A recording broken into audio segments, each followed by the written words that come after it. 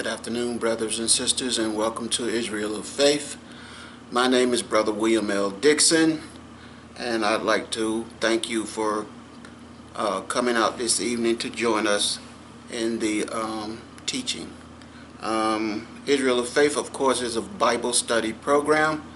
We teach the Word of Yahweh in truth, and we teach the Word of Yahweh with understanding, so that hopefully understanding will be the call of the day, so that you of course can understand what is being given to you as the Word of Yahweh was given to me.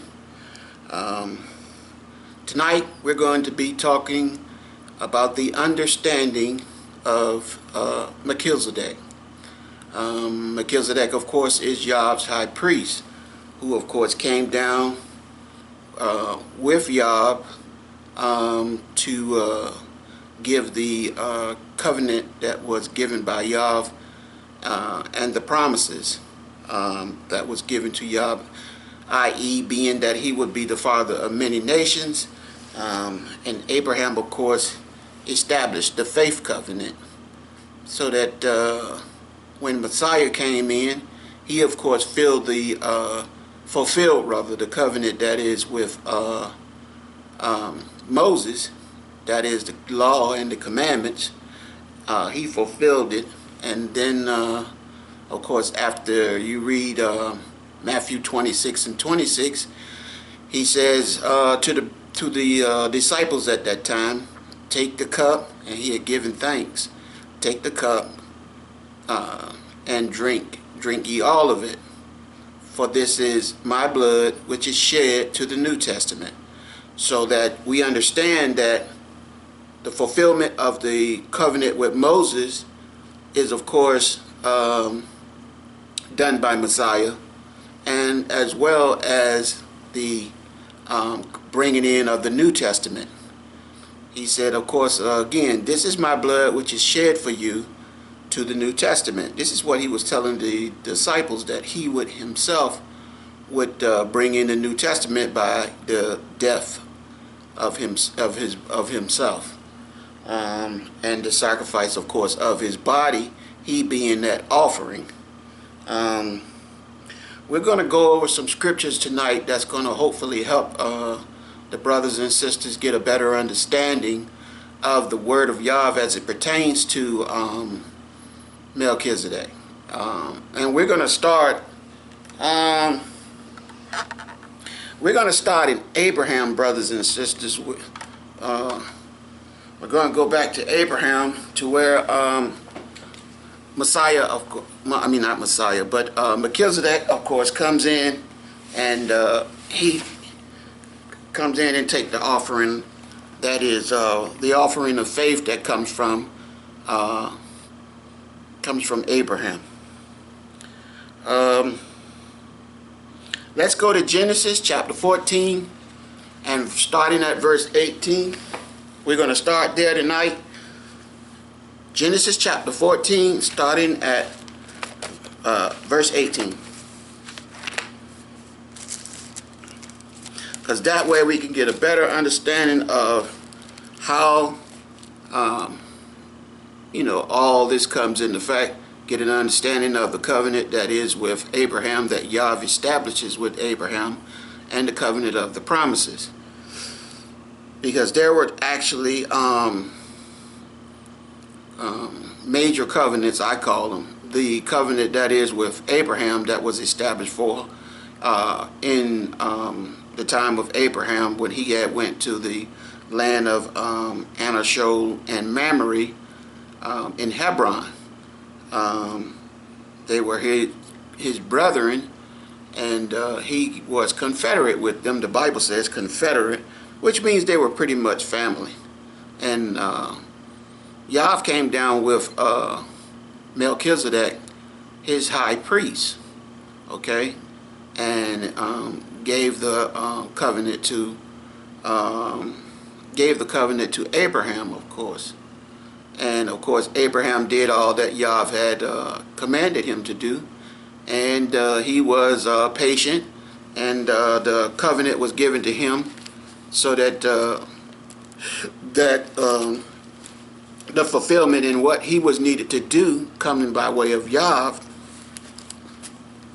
and Yah's word in him, he being the father of many nations. See, that's a very important word or scripture too. He being the father of many nations, because he is the father of many nations. See, the word of Yah is not from outward appearance. You got a lot of brothers that, they go around holding up signs and, saying it's the color of the skin, and they're saying that, one race is better than another race. That is not only, to me, foolishness. It serves no purpose, brothers and sisters, because it has been established by Yah that all men have sinned and come short of the glory of Yah. How? How is this possible? By way of their flesh, by way of the very skin. The reason we're divided as far as color is concerned is because of the wickedness of man, because of the sin of man. So, I'm getting on another subject here, but this is very important. We got to get away from all this, what we see. When Yah chose David, he didn't choose David by outward appearance. He made it clear to Samuel, who went to Jesse, the sons of, who had the sons in this instance, David. When Yah chose David, he didn't choose him by outward appearance. In fact, Yah refused the firstborn son and accepted David based on the fact of inward appearance. What is inward? Inward is basically Yah's word and Yah's will, because that's where he chooses, based on his word and his will. And if you recall, the book of Psalms is written by David. But you have to ask yourself, where did the revelation come from that David has? He's speaking in prophecy of events that's going to happen down the road. This comes from Yah. So what was put in David is the prophecy. Because David was more than just a king. He was a prophet. And his words come to pass. And people feared him as they feared Yah. Okay? In the book of Deuteronomy 18 and 15, where Yah speaks very plainly to the understanding that the people that, of Israel, would fear the prophets and Messiah, especially Messiah, because Messiah is doing his work and his will. Hebrews 4 and 12. Okay? Fear him as they did, in this case, fear him who is the prophet, as they feared Yah in Mount Horeb. When they went up, of course, and they were afraid when Moses went up to talk to Yah. And there was a great fear and fire. And Yah showed some of his power to them. And they couldn't stay there because the noise when he spoke was loud. That it was a great horror that came upon them. So I say that to say this to my brothers and sisters. And I don't speak in terms of nationalities or colors or anything like that. Because once we are all of abiding in Messiah and have been chosen and is going to be with Yah, there's not going to be any of that. Because there was not any of that in the beginning. All of what we have now, brothers and sisters, by way of color of skin and separations of brothers and sisters who were once brothers and sisters, it's just, it's just not the case. Even Edom, the Edomites, they say the Edomites. The reason why Edomites were Edomites is because Yah chose them to be Edomites. And his word and his will is so. So that we understand that Saul is Saul and Jacob is Jacob. That's not something that, we could control. We can't control the way that outcome is. Because the outcome is the way that it is. And Yah going to deal with it the way he's going to deal with it. But as far as skin color and you're gonna be punished, it is not for us to judge. Or let me show you the color of who Messiah is. Messiah's color is black. He had bronze skin. Yes, he did. But the fact of the matter is, he never said anything about his skin color. And I'm not trying to be funny. And yes, I am black. But I'm being honest when it comes to the word of Yah. I'm not going to be and tell people that because you're black, you're more important than the person that's white. It's not about the color of your skin. The color of your skin is one of the reasons that you are in sin. Why? Because your sin and the color, your flesh is the reason for the corruption that comes. Sin comes by way of the flesh. This is what people need to understand. When Satan came and he deceived Adam and Eve, it was by way of the flesh. That's why Mary being the mother, that's why Eve being the mother of all flesh, okay, because she was the first one, was deceived by Satan. He didn't come to Adam because Adam was the male. No, he come to Eve because Eve is the mother of all flesh. And by way of her flesh, once she is out of Yah's word and Yah's will, then you have man out of Yah's word and Yah's will. Why? Because all children are born of the woman. And the woman, of course, is the mother of all flesh. Because she makes the flesh. Husband does what he's supposed to do, but the woman is the one who carries the child and makes the baby. Baby is formed in her body. And Yah never said anything about one color being above or over another. No, that's man. That's just face fact. That's man. The color of your skin has nothing to do with what a person do for themselves. In other words, hatred comes from within the mind. It is taught. That's what hatred is, whether you're black or white. So I highly urge the brothers who are of these religious sects, I will call them, that they come to the true knowledge of Yah and that they teach the true knowledge of Yah, because they're strong. They're strong and they're important. And as a people, we can all be of the truth and come to Yah the way that He would have us to come to Him. You know, not divided, not one race after another race. That's foolishness. Or I'm better than you because I'm black or white. No, you're not. No man is better than the next man, because all man is in the same boat, whether he realizes it or not. You know, economic status doesn't make a person better than the next person. No. Just mean he can afford more stuff. That's all. And the things of the world is vanity. That which you see, all of that which we see is vanity. At the end of the day, it all comes to an end, including us, because we die. And without Messiah and faith in Messiah, whether we like it or not, that tabernacle that is established by Yah, you're not going to be able to abide in Him if you have no faith in Him, if you're caught up into that which is of the world. And I'm not saying this to say that a person can't have that which is of the world. That's fine. But if I've said it once, I've said it over and over and over again. It's very important that we understand that you have to go and make an investment in yourself. You can leave billions to your children. You can leave millions, thousands to your children. But when you leave this world, brothers and sisters, when you die, they only put you in the ground and you have to deal with the Creator. That's a fact. And how much money you leave your children is irrelevant. It's only really relevant to your children when they go to spend it, quite frankly. So I say that to say that, not to knock anybody, but to give them an understanding of the word of Yah. Which brings me back to David. He was not chosen by outward appearance. No. Paul was not chosen by outward appearance. Paul was chosen by Yah's word and Yah's will, and was brought from the Pharisees and the scribes. And he was a persecutor of the Christians, and then became one of the, in fact, the apostle of the New Testament. But not because of the color of his skin, whatever it was. Doesn't matter.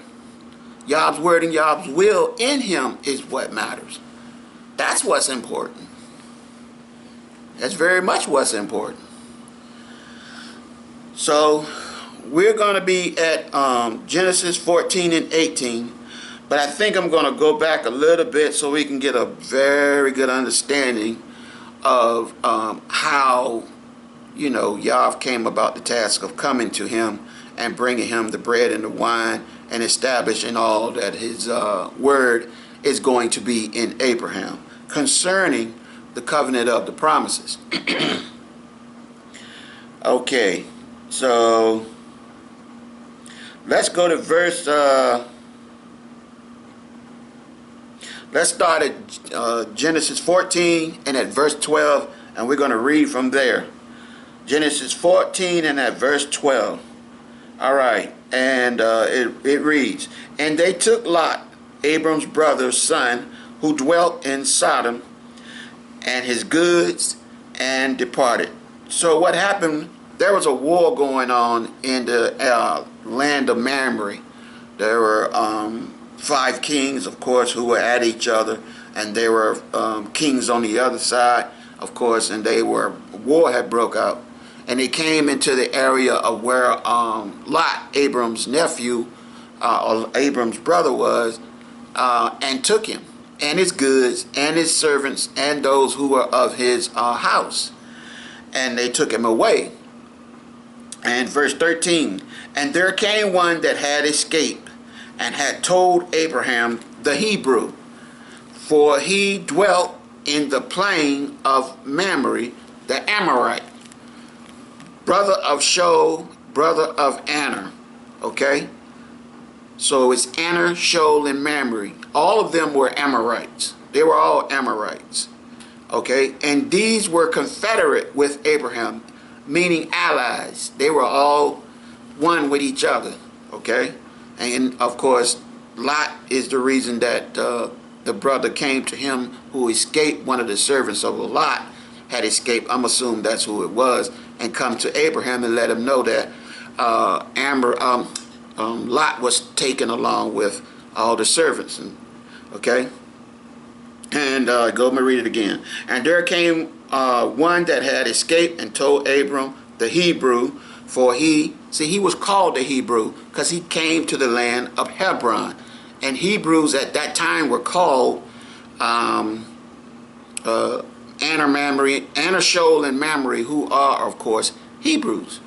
They were the Hebrews when Abraham came in. So he allied himself with them, and for that reason, he became a Hebrew.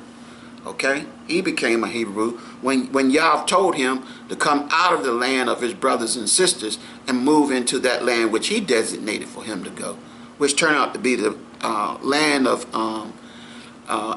Mamre. That's in Hebron. And his brothers, of course, Mamre's brothers were Aner, Shoal, and Mamre, and they were called Hebrews. Okay. And there came one that had escaped, verse 13, and told Abram the Hebrew, for he dwelt in the plain of Mamre, the Amorite, brother of Shoal and brother of Aner. And these were confederate with him, or with Abram. And of course, his name wasn't Abraham at that time, it was Abram, okay, because I want to make sure I try to do the best I can to get it right. And when Abram heard that his brothers were taken captive, he armed his trained servants born in his house, 318, and pursued them unto Dan. And he pursued them unto Hobah, which is on the left hand of Damascus. Okay? And he brought back all the goods, and also brought back again his brother Lot. And the king... he brought back his brother Lot, and his goods, and the women also, and the people. And the king of Sodom went out to meet him after his return from the slaughter of Chedorlaomer, and of the kings that were with him at the valley of Shava, which is the king's dale. Okay? Alright, so all of these kings have gotten together, Abraham has went out with his people and brought about the bringing in and the return of Lot and all the people and the goods and the spoils that the people had took in war. Okay. And verse 18. And Melchizedek, king of Salem, brought forth bread and wine, and he was priest of the Most High Yah. And he blessed him and said, in this case, blessed Abraham, and said, Blessed be Abraham of Most High Yah, of the Most High Yah, okay, possessor of heaven and earth. And blessed be the Most High Yah, which hath delivered thine enemies and into thy hand. Okay, and it says he gave him tithes of all, but that's another topic. I'll get into that another day. But I'm going to say that he gave him tithes of all just for now. All right. And Melchizedek, king of Salem, brought forth bread and wine, and he was priest of Most High Yah. And he blessed him and said, Blessed be Abraham of the Most High Yah, possessor of heaven and earth. Okay? And blessed be the Most High Yah, which hath delivered thine enemies into thy hand. Okay? Now, Abraham, of course, was with Melchizedek and Yah, and Melchizedek brought bread and wine. Why? Because he is the high priest. Okay? Yah's high priest. So he brought bread and wine to this gathering, which is going to be with Yah, Melchizedek, who is Yah's high priest, and the Holy Spirit. I believe the Spirit was with them, the Comforter, because the Comforter always takes record, okay, of all that Yah does, okay? And we're going to get into that when we get into Hebrews, okay? Now, if you notice, they didn't break the bread and the wine, okay? The bread and the wine was not broken as it was, as we're going to find out in Matthew 26 and 26 when Messiah came. Because this is to the establishment of the covenant with Abraham. So that faith covenant that is established with Abraham comes by way of Melchizedek, who is Yah's high priest, and Abraham believing the word that was given him by Yah to establish the covenant, and it became, of course, or his faith rather became acceptable to Yah by way of Melchizedek. See, because we're gonna also find out that all of that is done of Yah is and must be acceptable to Melchizedek, Yah's high priest, before it is acceptable to Yah. See, the offering that is given, the faith offering that is given, this is Abraham. Abraham is that offering. His faith offering is acceptable to Yah. That's very important, because in the situation that where you have Abraham being the one that was given the covenant that is of the promises, that covenant is given to Abraham for a reason. Okay? And Melchizedek, being Yah's high priest, brought bread and wine to this gathering. Okay? To let the people, to let Abram know that Yah is going to establish a faith covenant in him and the promises. And to make sure that once Abraham accepts the covenant, his faith is acceptable and counted unto righteousness. So that after the time of Abram doing all that Yah had spoken to him to do, see, all this was done by the spoken word of Yah, and Abraham believing by faith. Abraham believing by faith. Yes. Now, while he did works, he took his son out and was going to sacrifice him, and some other commandments that Yah gave him. The covenant is established by faith, so that faith covenant, which is the power of Yah, is who came down and brought that covenant to Abraham. So that no man by way of his works can think that, okay, the works of man is what I need to do in order to do that which is to please Yah. No. Our works cannot please y'all. And I say that quite frankly, because our works, okay, cannot be pleasing to y'all, because our flesh is corrupt, okay? But while Yah brought the covenant to Abraham by faith, the power of his word in Abraham makes Abraham's belief in the word that Yah gave him, the word that he gave him, it makes his faith counted unto righteousness, and Abraham is establishing the covenant by way of faith, because Abraham have to believe in order for the covenant to be established. Yah gave Abraham the word. He brought down the bread and the wine by way of his high priest Melchizedek, and they established the covenant. Okay? And to go a little bit further. All right? Verse 21. And the king of Sodom said unto Abram, give me the persons and take the goods to yourself. And Abram said to the king of Sodom, who was one of the kings that was attacked, I have lifted up my hand. Listen to this. Verse 22. And Abram said to the king of Sodom, I have lifted up my hand unto Yah, the Most High. Okay? Yah, the possessor of heaven and earth, that I will not take from a thread, even to a shoe latchet, and that I will not take anything that is yours. Okay? Lest you should say, I have made Abram rich, save only that which the young men have eaten, all right, and the portion of the men which went with me, Aner, Show, and Mamre. Let them take their portion. Now, why was Abraham say this to them?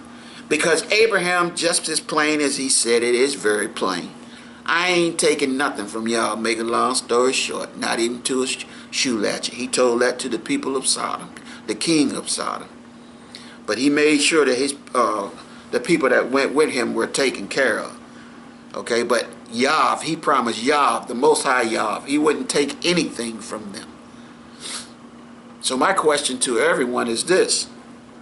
If he didn't take anything of the spoils that was of that which is of the king of Sodom and the rest of the kings, he promised that unto Yah, Most High Yah, possessor of heaven and earth, that I will not take from a thread, even to a shoe latchet, and that I will not take anything that is yours, lest you should say, I have made Abram rich. How did Abram give tithes unto Melchizedek? He didn't, brothers and sisters. I'm not trying to be funny, but he didn't. The spoils of none of the spoils that was there that was brought back was not taken by Abraham. He promised Yah he wouldn't take nothing from him. Why? Because Yah's word and Yah's will is not about that which is of the spoils of man. It's about accepting man himself. Now, in the Levitical priesthood, there may be something to that effect, because at that time tithes were given during the time of Moses. But back during the time when this was done in Abraham, no, he didn't take anything. They said he gave him tithes of all. He didn't give him tithes of any tithes or anything relative, because he didn't have it to give. He didn't have it to give, brothers and sisters. He didn't give anything to Melchizedek. Melchizedek is Yah's high priest. Okay? We're talking about Yah's high priest, not the priest of man, the Levitical priesthood. Yah's high priest. When he comes down, he accepts us. And we're going to read that just a minute. He accepts us. We are acceptable to Yah. Okay? And this is how Yah established his covenant with Abraham and brought down Melchizedek, his high priest. So that by way of the offering that is given, Abraham himself is acceptable and his faith is counted unto righteousness. Okay? And this is what Melchizedek does for Yah. He accepts us. See? Of the Levitical priesthood, they take the offerings of man. Okay? They take the offerings of man. But of the high priest the high priest of Yah, Melchizedek, he is Yah's high priest, king of righteousness and king of peace, which is, of course, kingdom of righteousness and kingdom of peace. Why is that? Because kingdom is that kingdom that is of righteousness and peace, is Yah's kingdom. Okay? That's Yah's kingdom. And that's very important, brothers and sisters, that we understand that. This is the kingdom of Yah coming down to man. And when Yah came and spoke to Abram, he told the king of Sodom, I don't want nothing from you. Okay? I told Yah, the Most High Yah, I accept his word that he commanded me to do, basically what he's saying, and I'm not taking anything from you or anybody else unless you say that you made Abram rich. See? This is not, when Yah came down, there was not a man outside in any way, shape, or fashion. That's why Abram did not take anything from man. We're talking Yah, the power of Yah. See, his word and his will. And this is how Abram was accepted. And this is how it is said, Yah coming and telling Moses, I am Yah of Abraham, Yah of Isaac, Yah of Israel. Okay?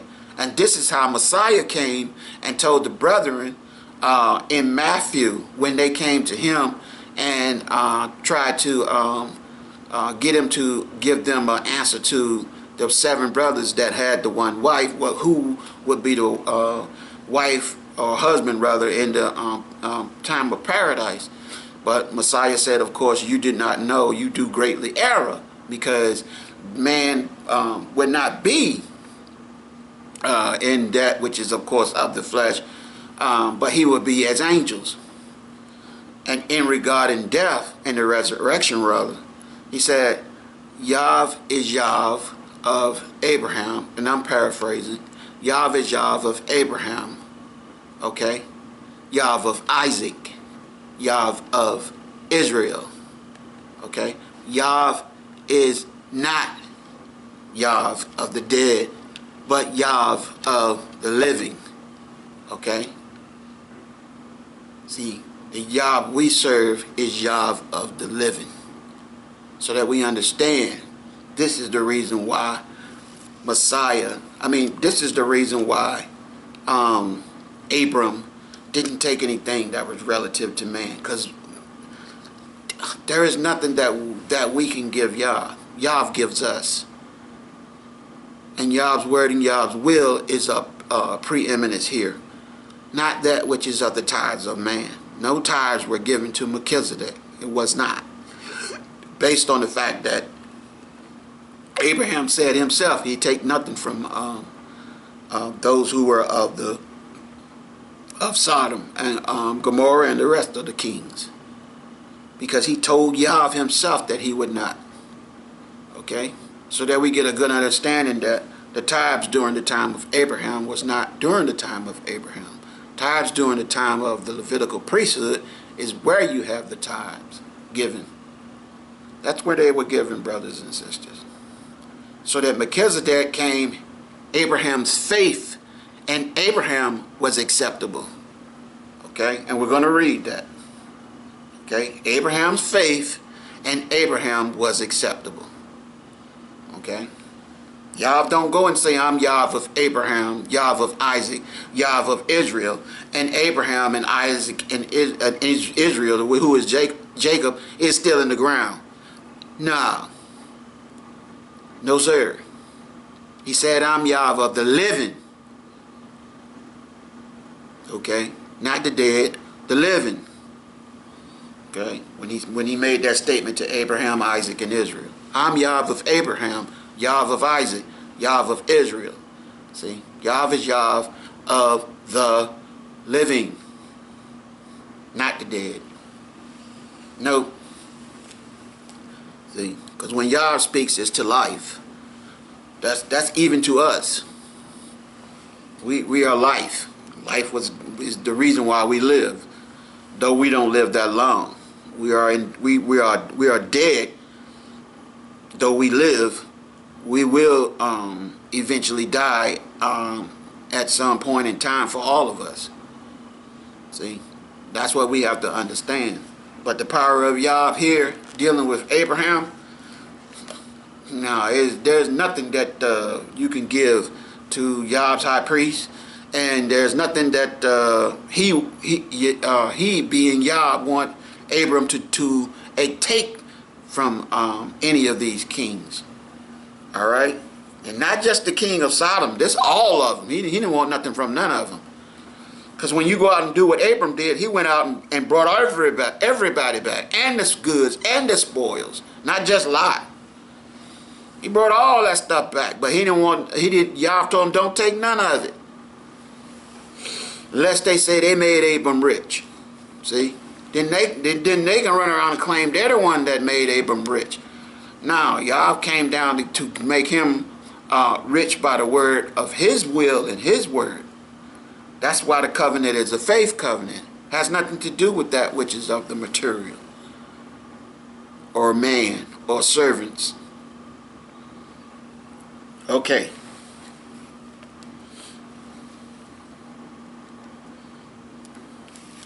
We're going to go to chapter 15. We're going to start at verse 4. And we're going to go and get a further understanding in reference to the covenant. And I hope you have gotten a good understanding as it relates to Melchizedek. Because Melchizedek, as I say again, is Yah's high priest. Yah brought him for the specific purpose of helping him, well, not helping him, but bringing in the covenant that is of faith, that will be brought about years later with the coming in of Messiah. Okay, that's the covenant of faith covenant and the promises. Okay. Now, 15 and 5, brothers and sisters, this is where we come to know that 15. We're gonna start at verse 1. Okay, this is reference to the promises. All right. Also,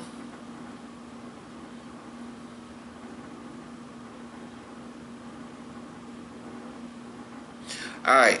After these, the word of Yah came unto Abram in a vision, saying, Fear not, Abram, I am thy shield and thy exceeding great reward. Now, I see the word vision here, but when Yah speak to you, it is Yah speaking to you. The covenant cannot be established with Abraham if it's not Yah in some way, form, or fashion to come to Abram to establish his covenant.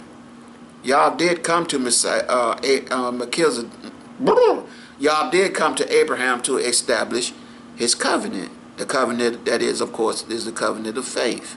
And Yah, when he spoke to Abraham, that word was heard by Abraham. This is the reason why he told the king of Sodom what he told him. He didn't want anything that was his, because the word of Yah had given him that very word. Now, I don't presume to know how this came about, but I know Yah's word and Yah's will came to Abram 100%. Okay, that it is true. Okay, this Bible says in a vision, brothers and sisters. I stipulate to a vision, but I also know that I think it's more to where Abraham was in Yah's presence. I do. I really believe that. And I mean, this people are gonna say, well, you presuming and so forth and so on. Well, to me, vision means you in His presence. You know, because that's very much so when you're dealing with Yah, and He wants you to know what He wants you to do. Okay. So, 15 and 1. After after these, the word of Yahweh came unto Abram in a vision, saying, Fear not, Abram, I am thy shield and thy exceeding great reward. See, that goes back to what we just read about Abram and not taking anything from the people of Sodom. See, Yah telling them, I am your shield and your exceeding great reward. And Abram said, Yah, what will you give me, seeing I go childless, and the steward of my house is this Eleazar of Damascus? And Abram said, Behold, to me you have given no seed, and lo, one born in my house is my heir. And behold, listen, the word of Yahweh came unto him. See, the word of Yahweh came unto him, saying, This shall not be thy heir, but he that shall come forth out of your own bowels shall be your heir.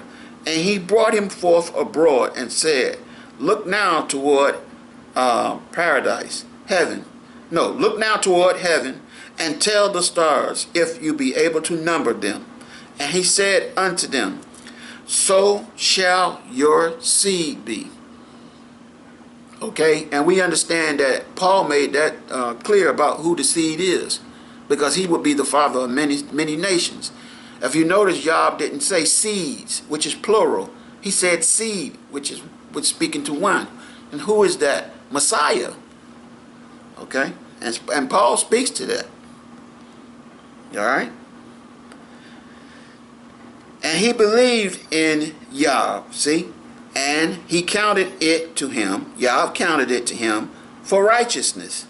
And he said unto him, I am Yah that brought you out of Ur of the Chaldees, to give you this land to inherit it.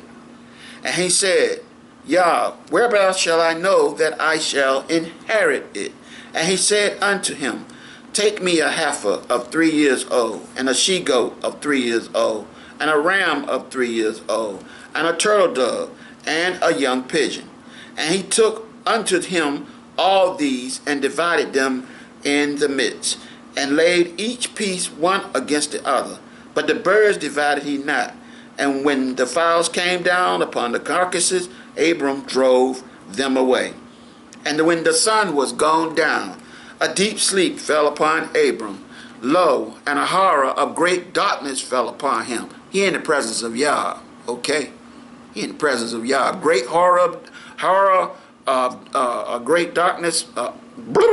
Lo, a horror and a great darkness fell upon him. He in the presence of Yah. And he said unto him, unto Abram, Know of a surety that thy seed shall be a stranger in a land that is not theirs, and shall serve them, and they shall afflict them 400 years.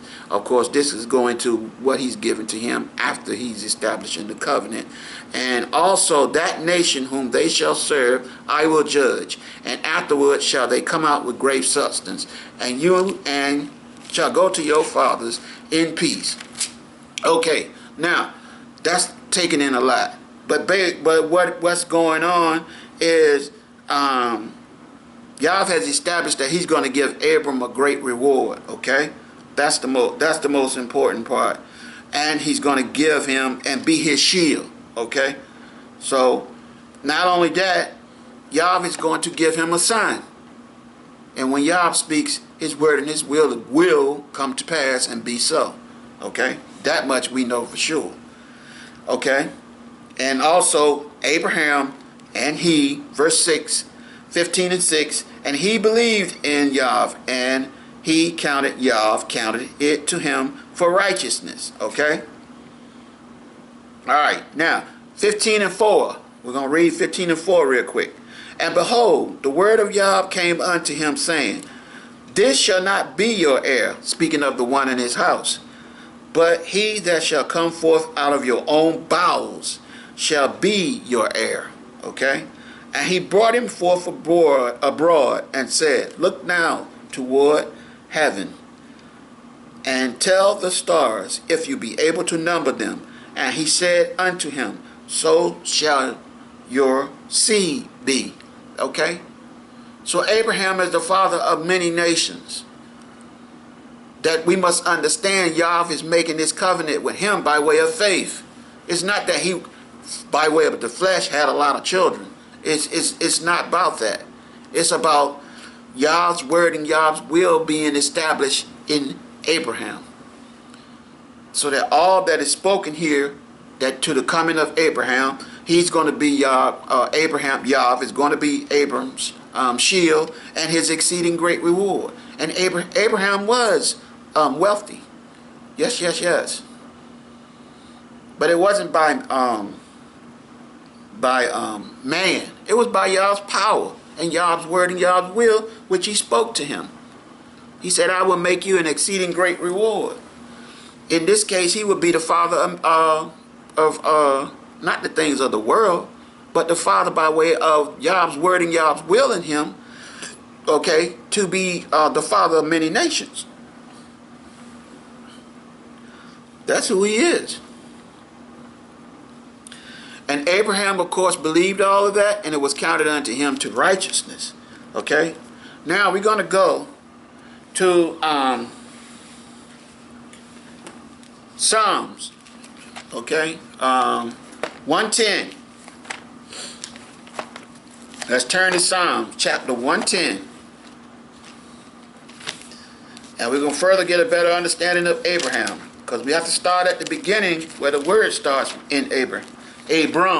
And we do know, of course, that Yah changed, he changed Abram's name from Abram to Abraham. Okay? And he gave Isaac his name. And he changed Sarai's name to Sarah. Okay? And Rachel, of course, and Rebecca and Rachel, of course, as well as Jacob's name being changed to Israel. Now, there's a reason for all of that, because the power of Yah is in these people. If you notice, and when you read the Bible, Yah is speaking not only to Abraham, but Isaac and Israel, but to the women also, that what he would do for them.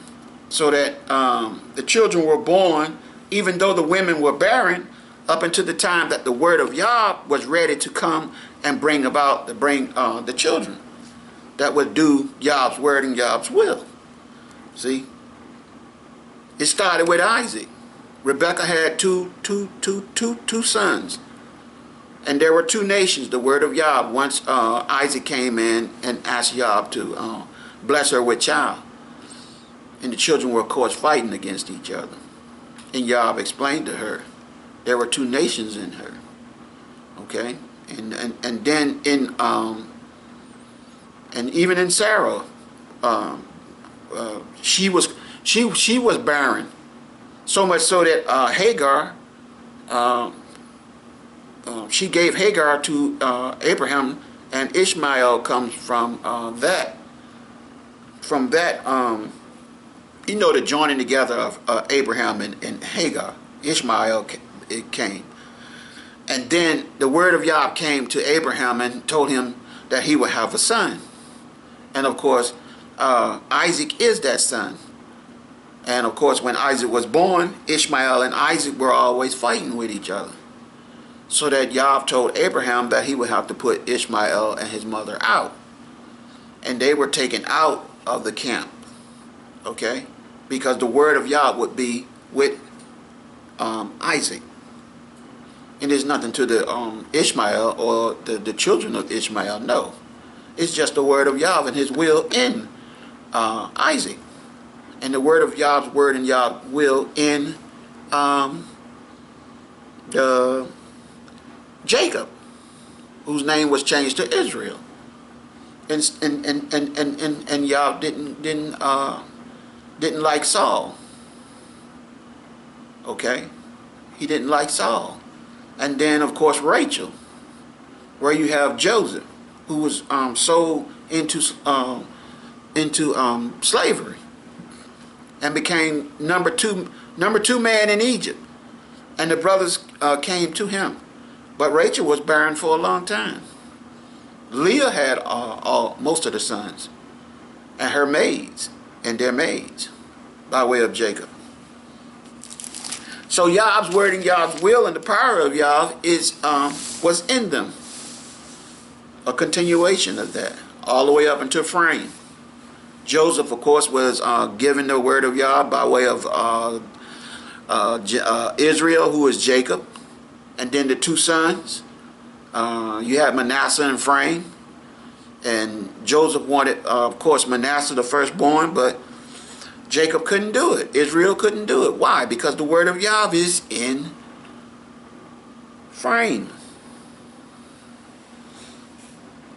Okay? Now, we are at Psalms 110. Oh, and another thing in reference to this with the word of Yahweh and Abraham. This is the establishment to the covenant. This is all in the establishment to that covenant of faith. That covenant that is going to Messiah. Okay? The bringing in of Messiah. Okay? That grace and mercy. All right? After Israel and all those who were of the time during Moses and all that they went through with the commandments and that time that the Bible says it is of a shadow, which is a shadow until the true come in. The true in this case being Messiah. See, it was a shadow until the true covenant be established. That true covenant, of course, is that covenant of faith.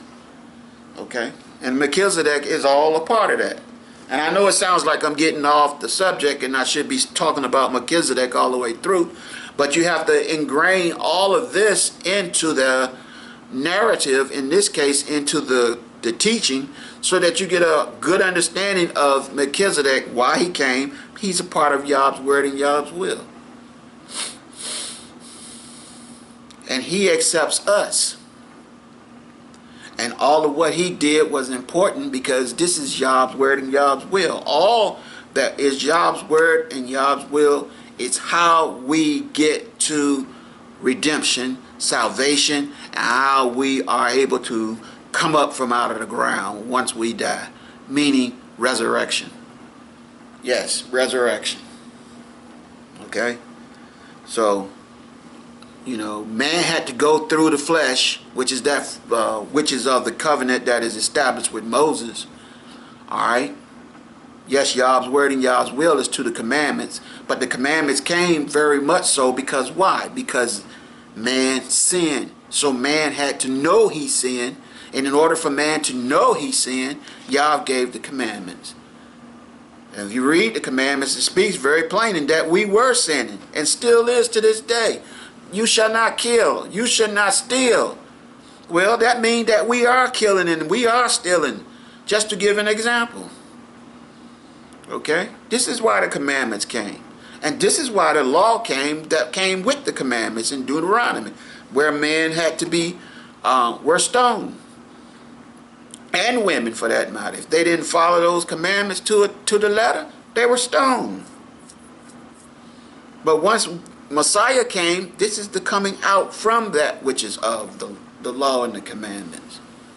Okay? So all of this is encompassing Melchizedek, Yah's high priest. If you notice, the Levitical priesthood and the taking of tithes is established, and these with the sons of Aaron, I believe it is, who became, and Levi, who became the priest, the high priest for mankind.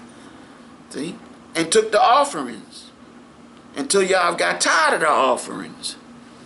Okay?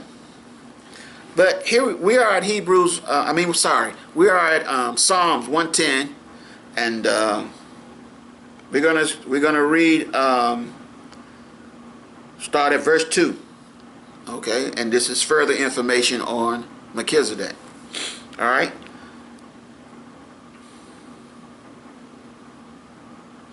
Let's start at verse 1. Okay, because I just seen something there that's very important. All right.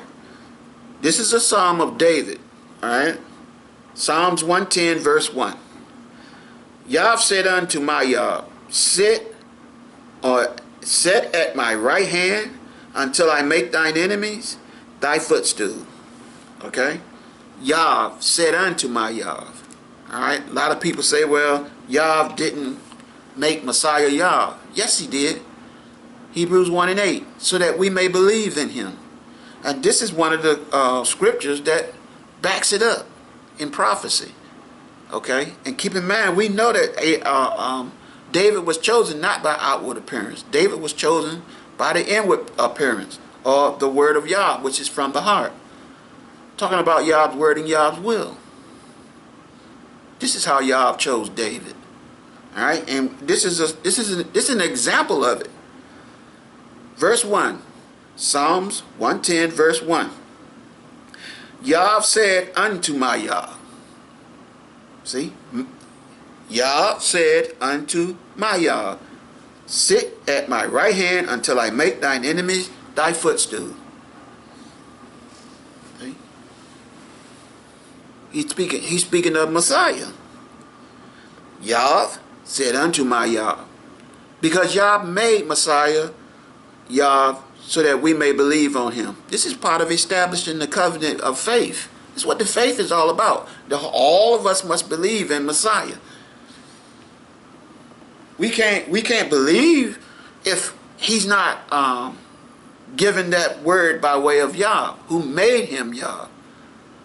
Okay? He gave him the title Yah. It does not change the fact that Yah is the creator. When Yah said there is no Yah but him, there is no creator but him. And that Yah says that.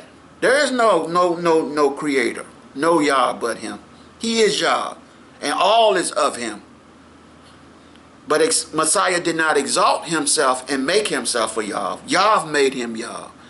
David speaking of the fact before the coming in of Messiah.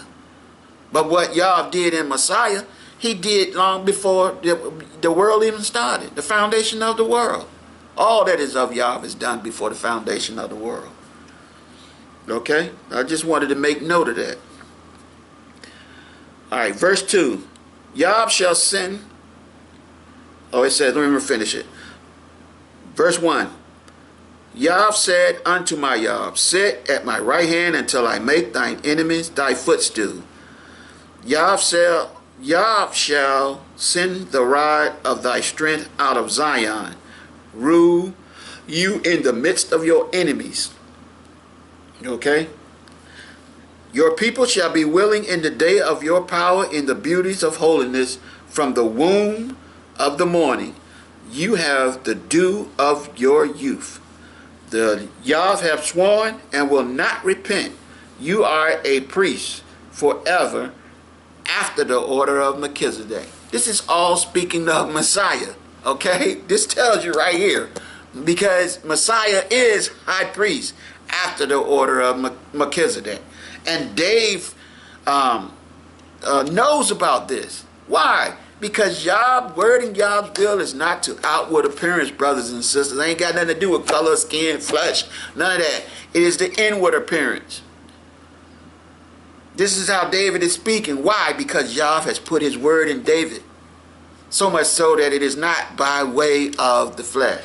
It is by way of Yah's word revealed unto David. And David wrote the Psalms based on that, which was given to him by Yah. Yes. That he even speaks of Melchizedek as Yah's high priest. See, say it again. Verse 4, 110 and 4, Psalm 110 and 4. Yah hath sworn and will not repent. You are a priest forever after the order of Melchizedek. This is all about Messiah. See, when it said, my Yah said unto my Yah, that's speaking to Messiah. That's speaking to the Son. That's what it's doing. It's speaking to the Son.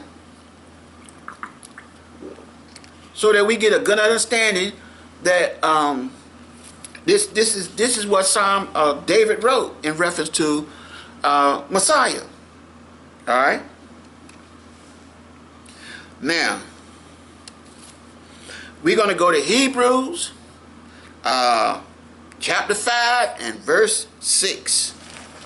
Okay. Hebrews chapter 5 and verse 6.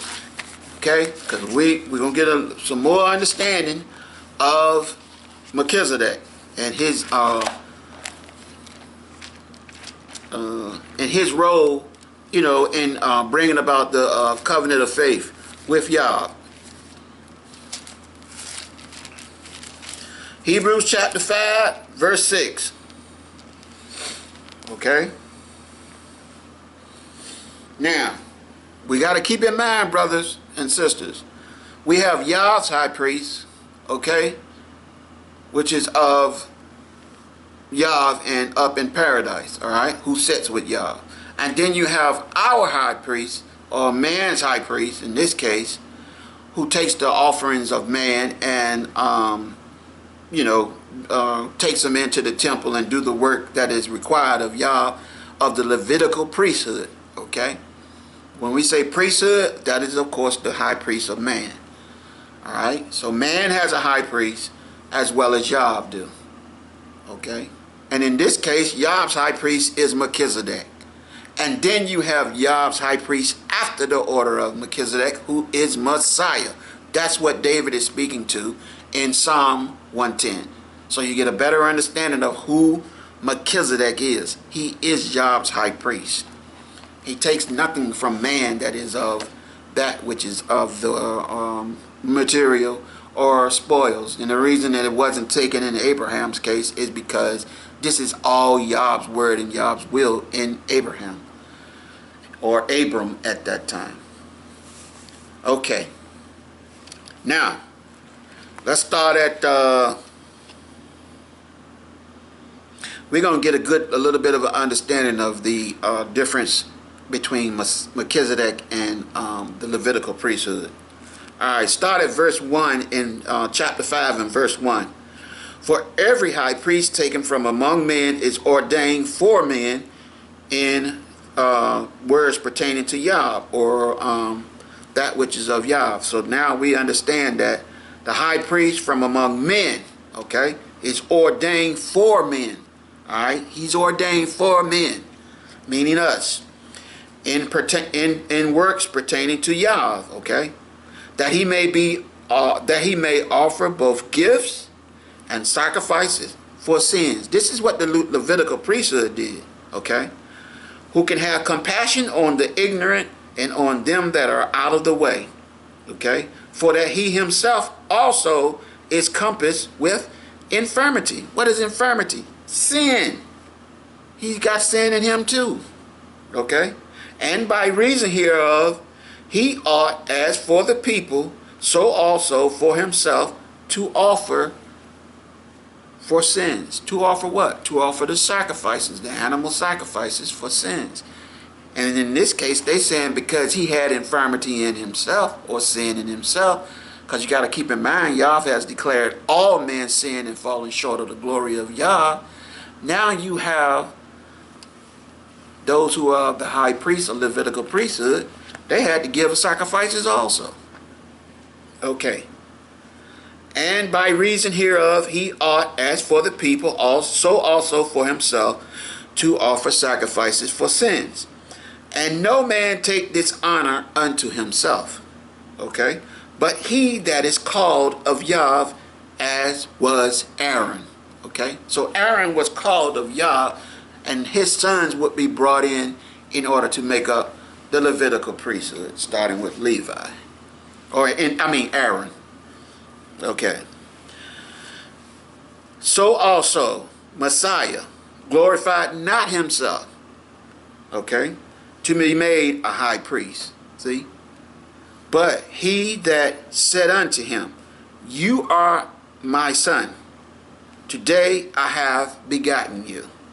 As he saith also in another place, You are a priest forever after the order of Melchizedek. Okay? Yah has made Messiah high priest after the order of Melchizedek because of Yah does his word and his will in order. Okay? There's no confusion in the word of Yah. All that he does is in order when he speaks, when Yah speaks. Okay? But it'll be the Melchizedek first. The covenant established with Abraham and the promises. It's going to be before that covenant established it with Moses. Because Moses' covenant is established and put in place so that man can understand that he is in sin. Okay? This is the reason for all of the punishments and the wrath and the transgressions that come. Because man themselves are those transgressions because they commit those transgressions. And they, having no knowledge of sin, now have the knowledge of sin by way of the commandments that Yahweh gave. Alright? So this is the reason for order. So the first covenant had to come first. Meaning the one that is... the last covenant had to come first. In this case, the covenant with Moses. Because the first covenant was established, which is the promise, that was established with Abraham. Okay? It was done before the covenant with Moses. And Yahweh, of course, then brought in the covenant of promises and that with Messiah. Okay? And this is what this is all about. This is the difference between that which is the high priest of man, those that are the high priest of man, and those that are of the high priest of Messiah. Of Yah. Okay, high priest of Yah, Melchizedek. All right, high priest after the order of Melchizedek, Messiah. Why? Because we are and have to be acceptable to Messiah and Melchizedek before going to Yah. That's why Melchizedek came. Okay, now, and he brought bread and wine, of course. All right. So Messiah glorified, verse 5 and verse 5. So Messiah glorified not himself to be made a high priest, but he that said unto him, You art my son, today I have begotten you. As he saith also in another place, You are a priest forever after the order of Melchizedek. Okay? See, this is how we get a good understanding of Yahweh's word and Yahweh's will in Melchizedek. And the purpose for Melchizedek and Messiah being high priest after the order of Melchizedek. Now, the high priests of Aaron are the high priest for mankind. And keep in mind, mankind is in sin. So, offerings had to be given. The temple had to be built. The temple by man's hands. Not by the temple of hands, not by Yah, but according to the pattern that Yah gave Moses. So that was made by man. See? So that the offerings could be given. Okay? And this was done by Aaron and the Levitical priesthood. Okay? Then you have Yah's high priest Melchizedek and Yah's high priest after the order of Melchizedek. This is by the authority of Yah and the word and will of Yah. Okay? And the word of Yah. Well, and to make a long story short. And the power of Yah. And if you notice, Messiah didn't exalt himself. What does that mean? It means that he wasn't a big head. He didn't go about the task of trying to make himself high priest after the order of Melchizedek. Nope. He didn't go about the task of being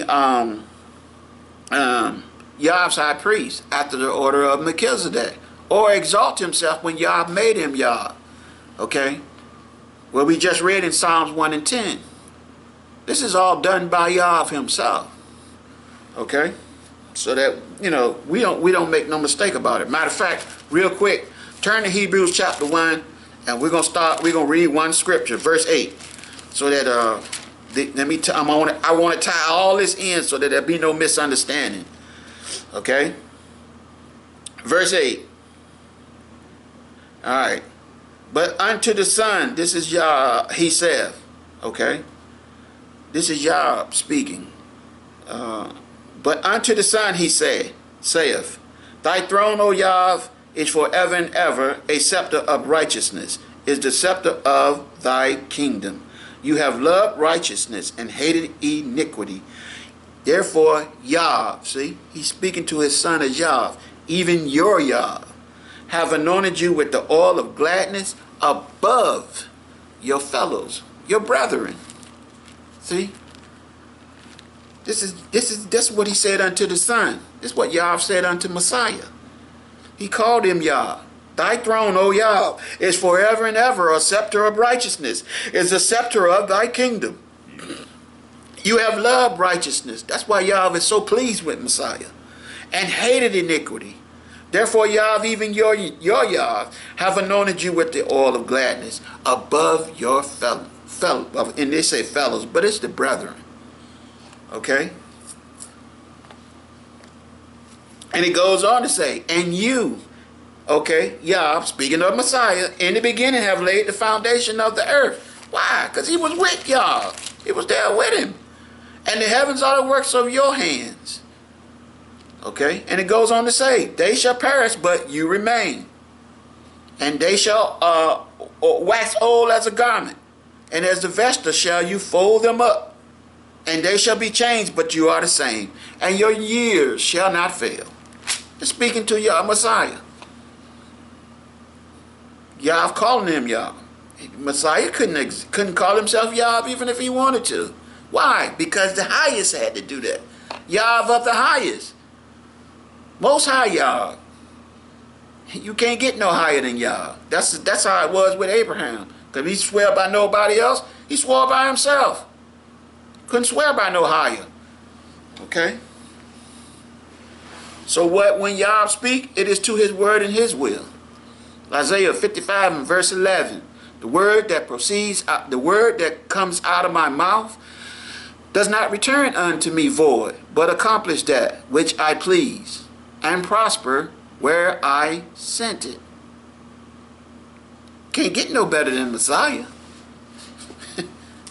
All right, let's turn to Hebrews. Let's turn to Hebrews chapter 5. Wait a minute, let me get it right here.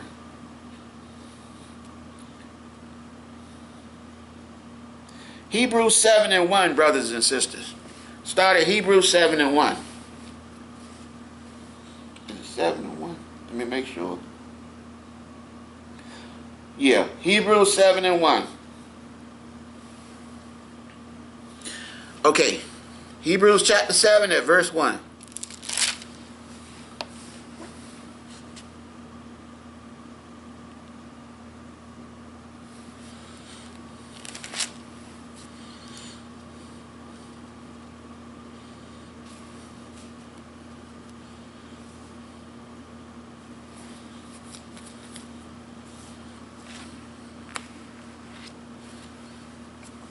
All right. Let's get Hebrews chapter 6 and verse 20 first.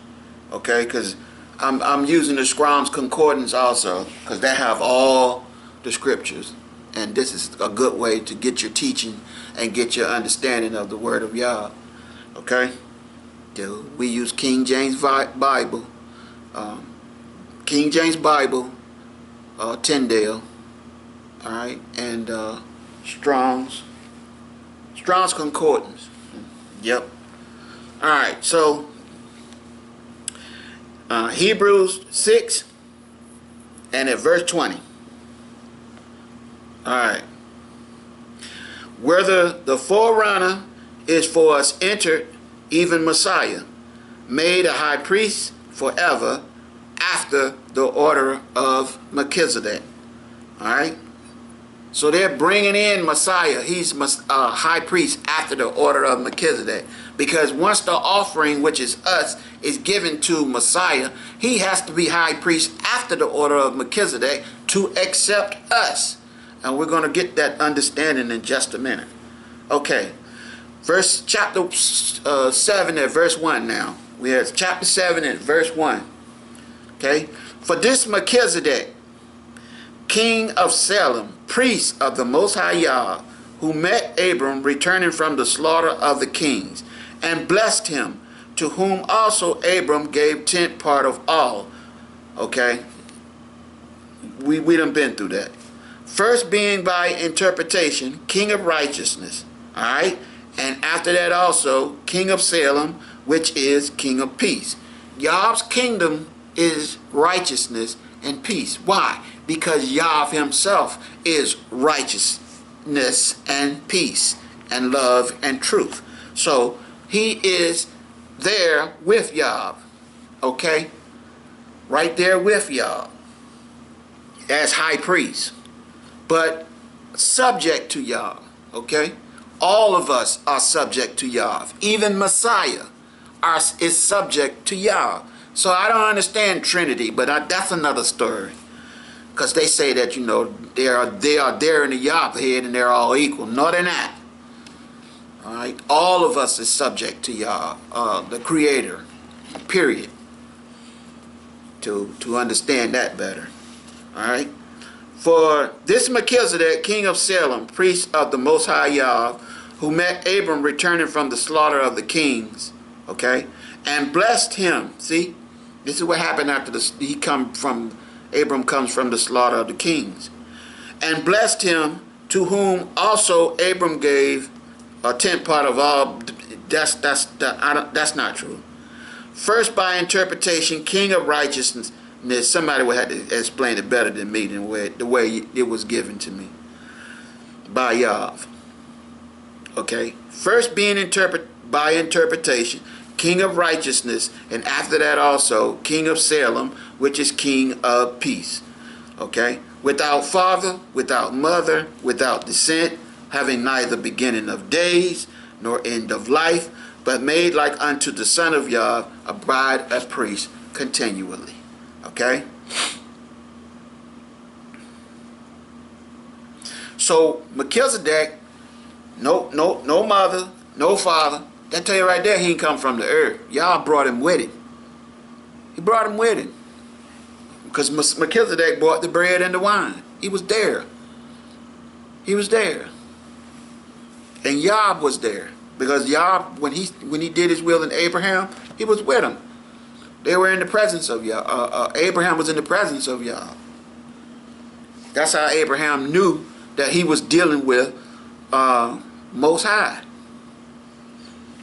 Most High. As in the case of when he gave the offerings. A great horror came over the sky in darkness. When darkness came. You know, it speaks very plainly. A great horror came over the sky. You know when Yah come. You'll know when you're in the presence of Yah. You will know. You don't have to turn there, brothers and sisters. I'm just going to read what was said real quick.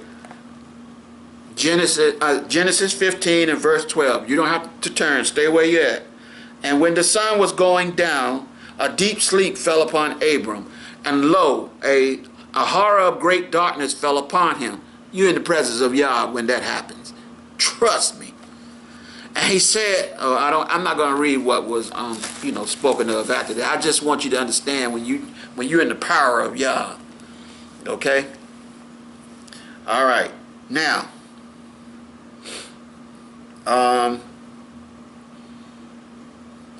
let's go to verse 1 again. 7 and 1. For this Melchizedek, king of Salem, priest of the Most High Yah, who met Abram returning from the slaughter of the kings and blessed him, okay, to whom also Abram gave a tenth part of all. First being by interpretation king of righteousness, and after that also king of Salem, which is king of peace. Without father, okay, without mother, no father, no mother, all right, without descent, all right, having neither beginning of days nor end of life, but made like unto the Son of Yah, abide a priest forever. Now when it says descent, it means he has no descendants. There's no line of descent. For him and Yah came down. Alright? So that Abraham could be given the word. We already established that in 15. He was in the presence of Yah when this was done. And Melchizedek was brought there. And we're going to find out about that also. Alright? Now, consider how great, okay, they say this man, but the high priest of Yah is, unto whom even the patriarch Abraham says gave tenth of the spoils. But of course, can't happen when he didn't take anything from the people. Okay?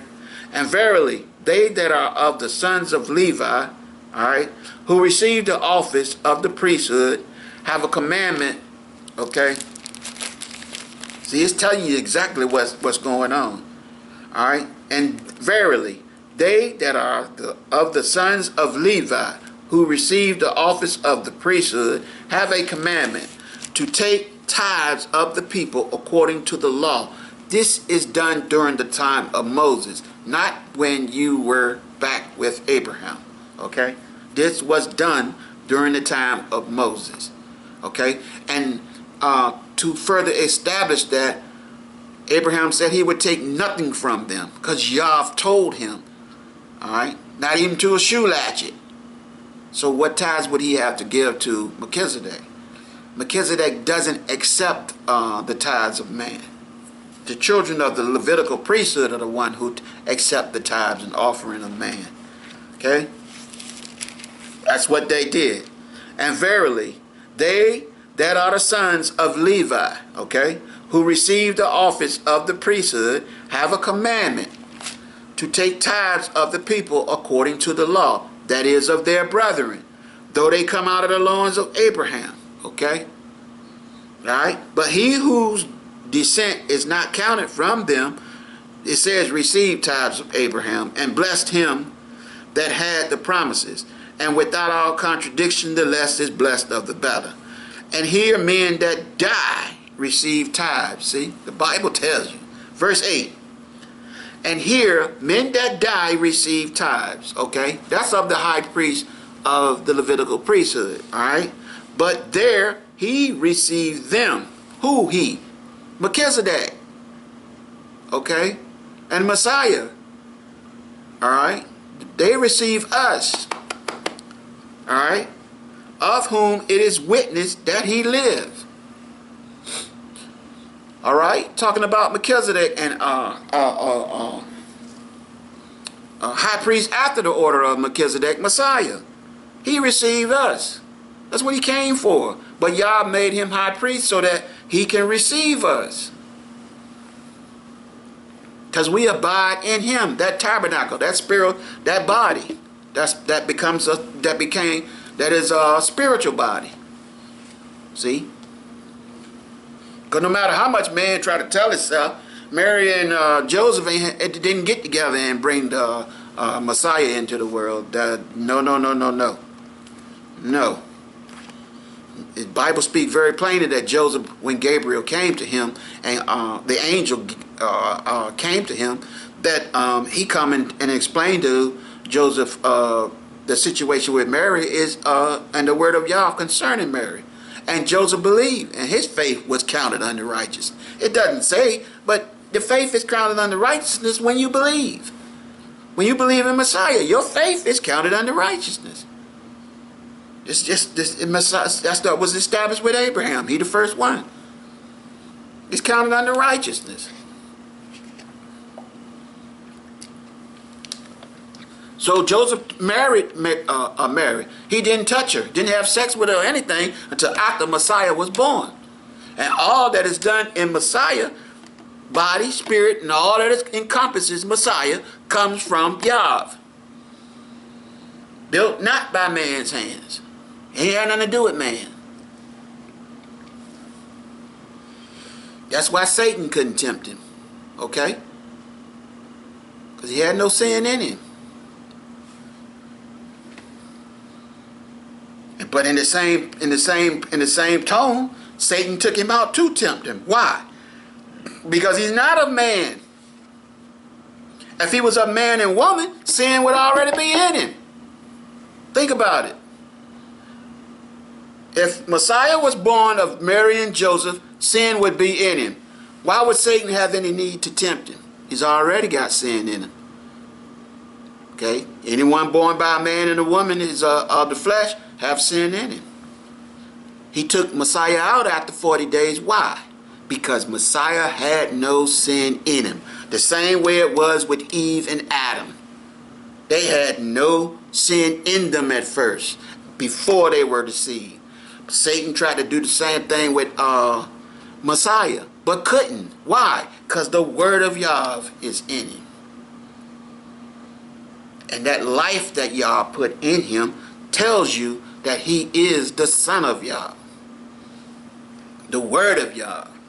And Messiah, Satan couldn't tempt him for that very reason. Because the Messiah, praise Yah, had no sin in him. Because he wasn't a man and a woman. What Joseph did, he accepted. what was given to him by faith by the angel. I'm not going to call the angel Gabriel a liar when he went to Mary and told her how it would be. No, sir, not me.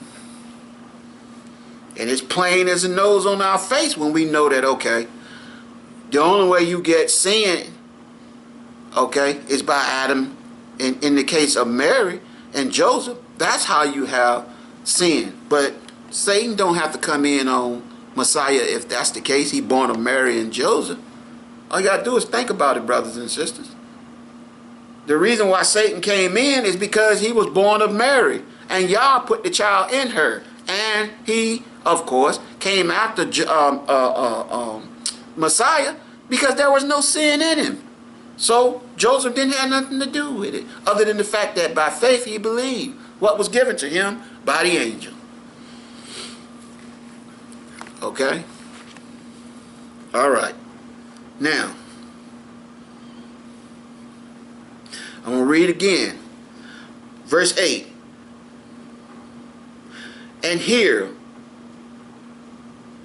men that die receive tithes, but there he received them, of whom it is witnessed that he lived.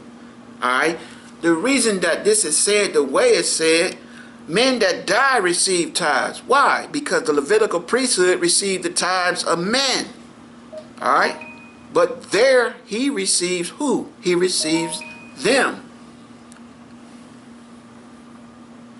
Them who? Us. Man.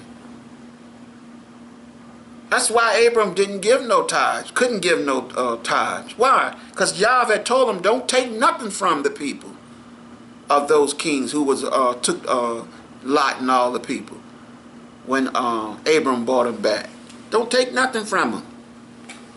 Because then they'll say they made Abram rich. And Yahweh himself said, I be your exceeding great reward and your shield.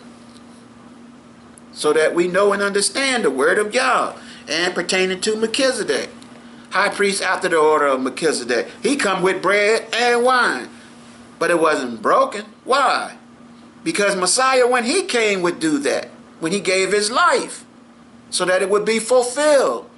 What was done in Abraham, brothers and sisters, is to the establishment of the covenant of the promises. What was done in when Messiah came and he went at the time to the Last Supper, and he told the brothers and sisters, he took the bread and the wine, and he broke the bread and he gave it to the brothers. He said, take, eat, for this, after he had given thanks, take, eat, for this is my body, which is broken for you. And then he gave thanks again, and he said, take this cup and drink all. Okay? Drink ye all of it. For this is my body. This is my blood, rather, I'm sorry, which is shed for you, to the New Testament. Praise y'all. I hope y'all getting this, because the word of y'all is beautiful. It makes me laugh. I'm talking about with a good laugh. The good laugh. Because when you understand, when you understand the word, it becomes clear. It becomes clear. Your heart becomes open. And you know, okay, I don't have to go through life and be perfect. Because I'm not. Let's face facts. You got people going out debating each other over issues that they shouldn't even be debating about if they understood the word of Yah. Why would a man have to debate another man? They say, well, Paul debated. Yes, he did. You know why? Because people just didn't want to accept the truth that he was bringing. That's why he had to go and give the truth. But when you have the truth, brothers and sisters, there is no left or right. The truth speaks for itself.